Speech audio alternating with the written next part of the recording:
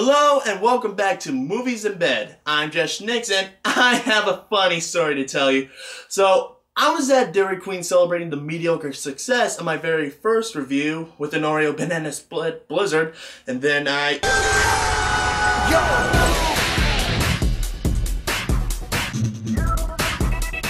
Whoa, awkward segue, but since we're on the topic, in my last review of Urusei Yatsura Only You, the voice actor for Taru is apparently the same guy who voiced Joey Wheeler from the well-known anime series Yu-Gi-Oh!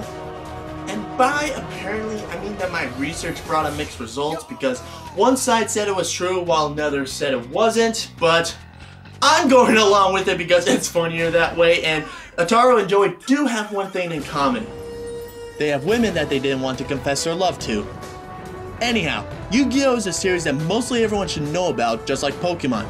It's about Yu-Gi-Moto who battles against the forces of evil with the children's card game and the soul of an amnesiac pharaoh inside his puzzle. The show spawned a few spin-off series such as GX, 5Ds, Keeping Up with the Kardashians, and most recently, Sex All. As well as dominating Saturday mornings in America, it launched one of the most popular trading card games of all time. Millions and millions of cards have been bought and traded among people who either fantasize about Dark Magician Girl or thought the game was the shit. And I should know. Of course, when you own the rights to a television show and its merchandise that can easily make a quick buck overnight, 4Kids decided to milk out a movie because it worked for Pokemon, which they also happen to own. Yu-Gi-Oh! The movie, Pyramid of Light, was released in America by 4Kids in partnership with Warner Brothers in 2004, right before it was released in Japan, which is odd for an anime film. Is the film meant to appease the card-crazy fans, or to give the American anime warping machine known as 4Kids a bigger bang for the buck? Let's set our life points to our real life points and see for ourselves. Without hesitation, we get a monologue. Long ago, when the pyramids were still young, Egyptian kings played a game of great and terrible power. The 1% back then had nothing better to do. Monsters for riches and glory. From these shadow games... Oh, and by the way, if you think this is a plot point for the movie, it isn't. It has been already noted in the show before. So Yugi makes his big screen debut and he's putting together the Millennium Puzzle because Little John needed more bling. Meanwhile in Egypt, an archaeological dig is in progress and they discover the tomb of Anubis. Inside they find a strange artifact known as the Pyramid of Light, and it resembles the Millennium Puzzle if they decided to make a perfume ripoff.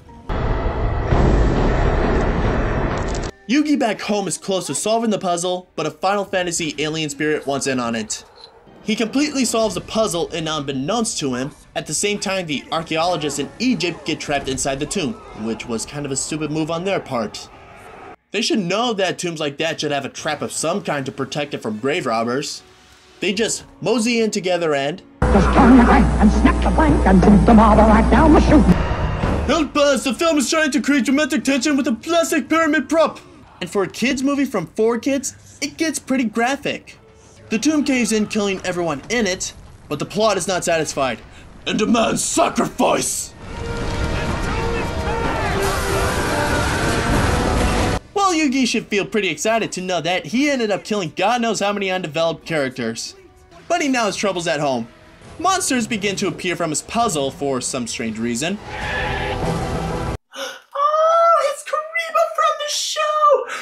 Just as cute as ever, the little tribble. I want to hug him and pet him and squeeze him and... Ah! Holy gremlins! But it's okay because the puzzle is emitting light. Yugi has a split personality moment and Yami enters. Just a little personal note. A thing I sort of wonder about in the show is whenever Yugi and Yami switch, does the body they share always change to match their physical appearances? Or is it like when Yami takes over, it's just an illusion placed over Yugi's body or something else?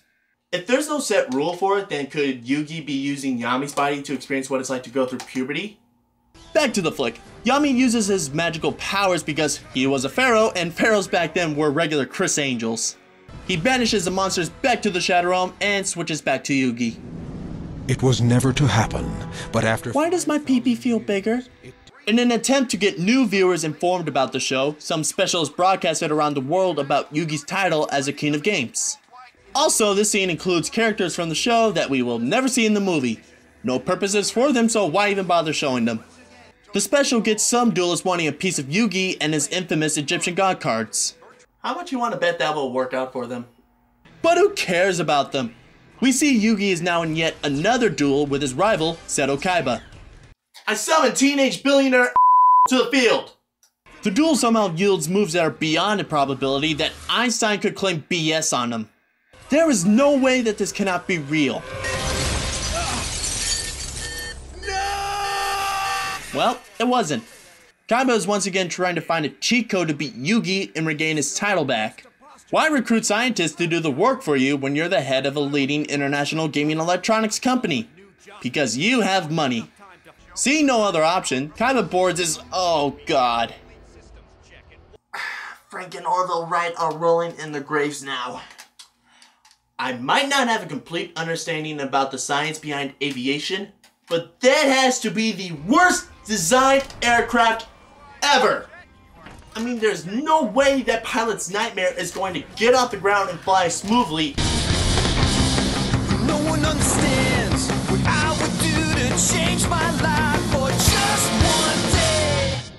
Don't. So, after breaking the laws of physics so that Kaiba could partake in his Blue Eyes White Dragon fetish, he meets up with Pegasus, the creator of Duel Monsters, wanting to find a way to defeat Yugi's god cards. Pegasus says he has a card for that, but he would have to beat him in a duel for it. The duel rips off the same match from the first season, and more improbabilities are being shattered as Kaiba wins, taking 2 cards from Pegasus when he claimed there was only 1. Leaving the back alley of Duel Monsters behind, we see Yugi is gained up by the same whiners from earlier as they want to duel him and his god cards. But good pals Tristan and Joey step in and hold him off while Joey flaunts his Brooklyn accent, even though they're nowhere near Brooklyn. Out of the way, we want to take on Yugi, not you. Yeah, right! We want the king of games, not the king of lame! The Duel Monsters champ, not chump! The master of the gods, not the master of the clod. Every one of them thinks he's hot stuff. Yugi has won international tournaments and the title of King of Games. Even Joey has been in the top ranks in the same tournaments, and what have these idiots accomplished? Second place at regionals. First at my local game shop. I just started playing. How do I play this game again? Joey, put them in their place. Lightning sword! Aw, nuts! Thank you. Yugi and his friend slash possible love interest Taya hide out from the mentally unstable fanboys at the museum because they're mentally unstable too. They come across an exhibit that has the Pyramid of Light in it, even though the tomb it was occupying caved in and it seems to have survived in one piece without a scratch. There, the two meet up with Yugi's physical height challenge grandpa, who studies Anubis's sarcophagus. It's some sort of prophecy. The eye that sees what's yet to come, its vision shall be fulfilled. Unless blinded by events predetermined, thus light and shadows both be killed.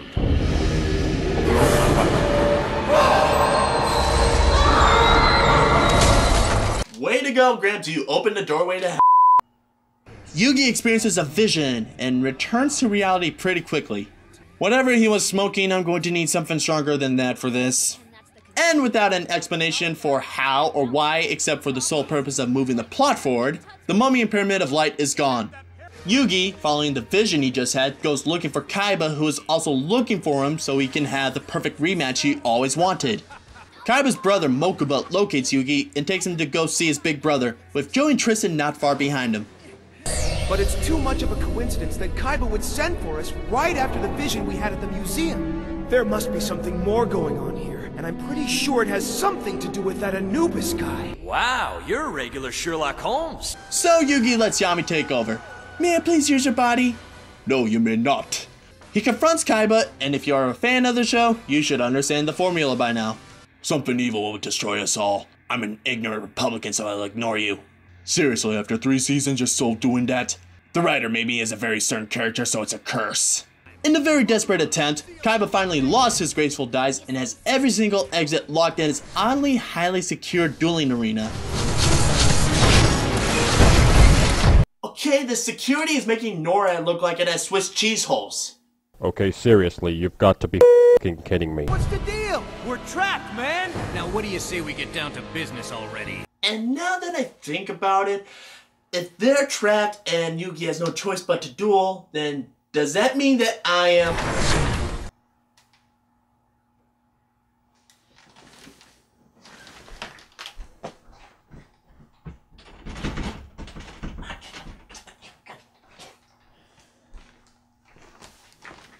So, it looks like a movie is holding me hostage.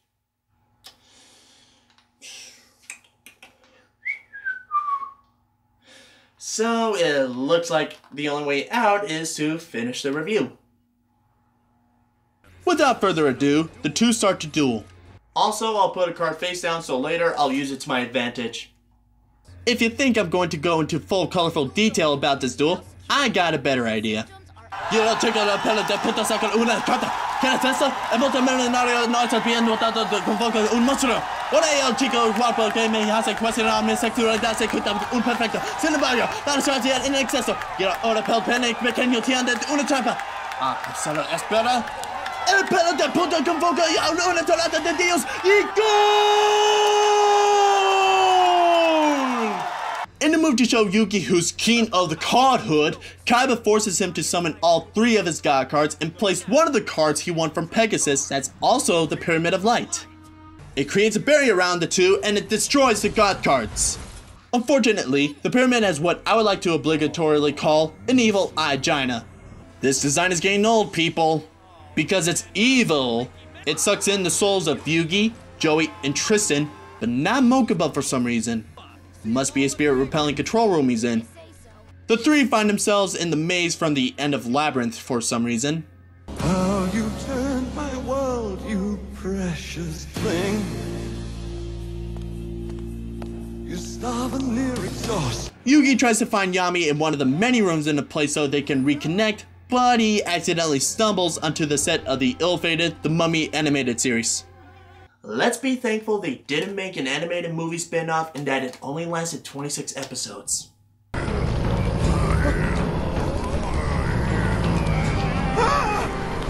The plot demands the sacrifice of the pre-adolescent boy with unusually colored and shaped hair. Yugi, you in here? Yugi!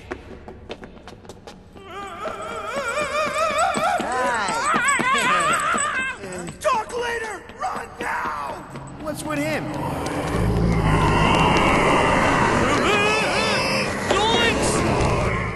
Hey, roll Ramos! Like Side Scoob, we're going to sue them! Meanwhile, back in the sober zone, Kaiba lays the pain on Yami while the bystanders are trying to figure out what's going on with the pyramid. And once again, Kaiba is taking part in pleasure in his BEWD fetish. But of course by this point, it starts to get very boring because this is almost like any other duel these two had in the show. Was this any cause for people to make a movie out of it? Definitely not. They could have made an episode like this, just only downgrade the animation and it'll work just fine. Back to the movie, Yami turns the tables and pulls off a good move. Attack with celestial blast!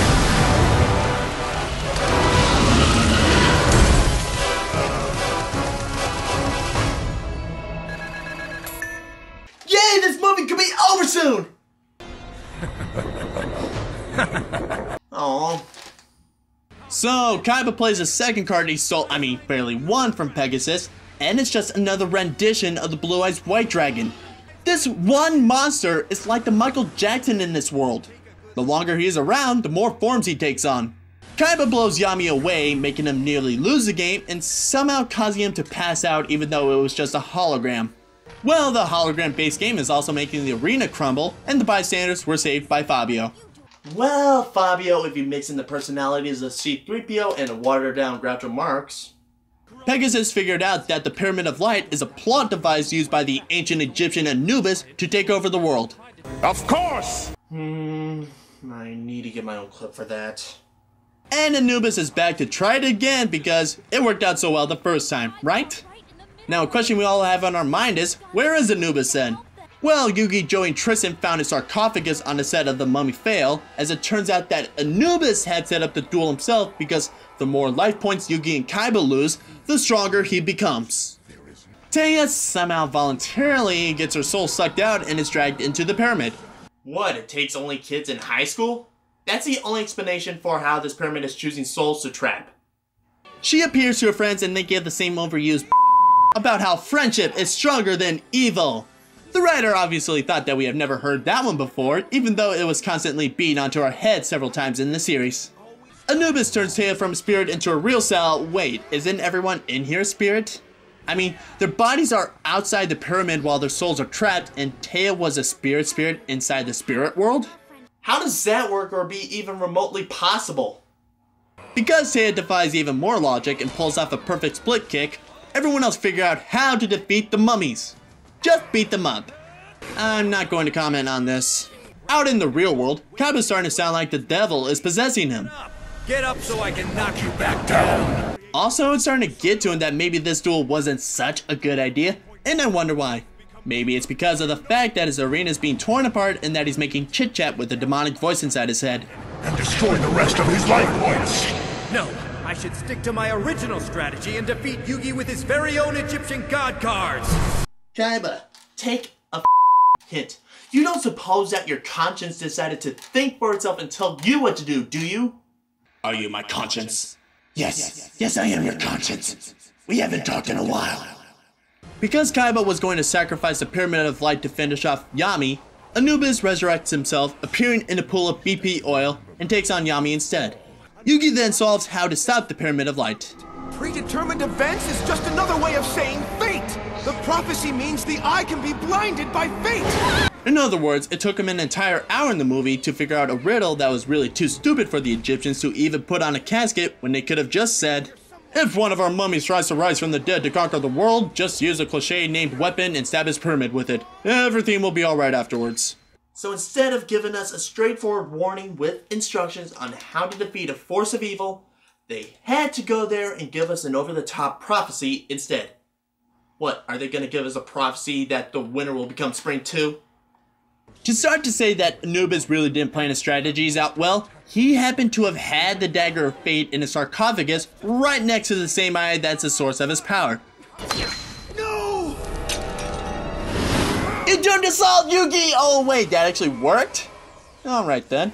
Yami destroys the Pyramid of Light and everyone's souls return to their bodies. Also, is Anubis really quite abiding by playing a children's card game in order to start his conquest? Get your priorities straight. This is why you failed to enslave us all the first time around. Well, okay, never mind. The movie's just almost over, so let's finish this. Go!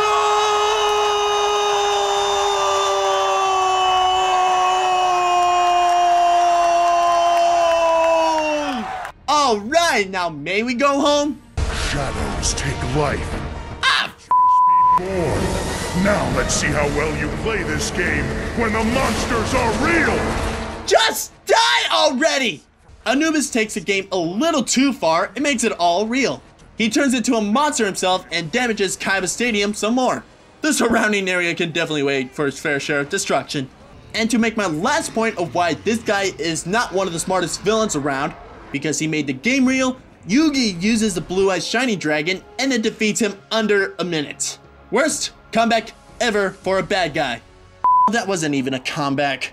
That was just changing the rules of the game that even made it better for the good guys. Well, it doesn't matter now because the movie ends with virtually no lesson for us and the characters are just the same as if this movie never existed. And I'm starting to wish it didn't because this movie had problems. To start listing the problems, first, the movie was a box office failure and was highly criticized negatively. So much as a matter of fact, it's considered one of the lowest rated animated films of all time.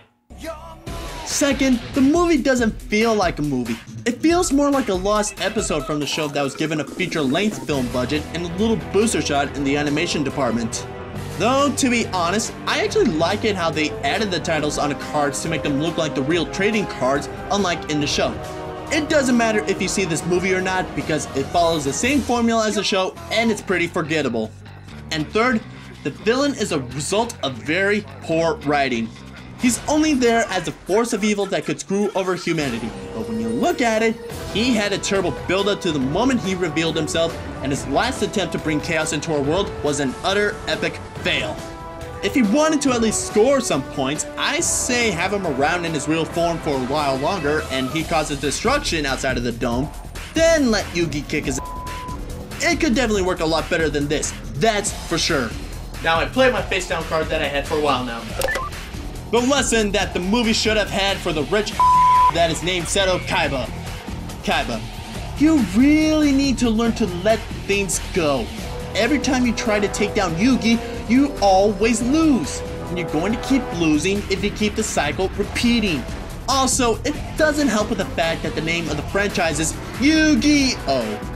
Unless you're going to change it to Kaiba-Oh in the near future, always keep expecting that the titular character is going to come out on top. Just consider it tough luck, alright? One more thing. This really isn't healthy for you to be lingering over a series of losses and a title. Remember what happened to the last guy who was a reigning champ before you took it? You piece of shit! You set me up to lose and now I'm running the delivery scooter to bring to you your Meat Supreme Pizza Special for $13.99! $13.99! You I'm so emotionally destroyed because of one defeat in a children's card game! When will Kaiba learn? Will he ever learn?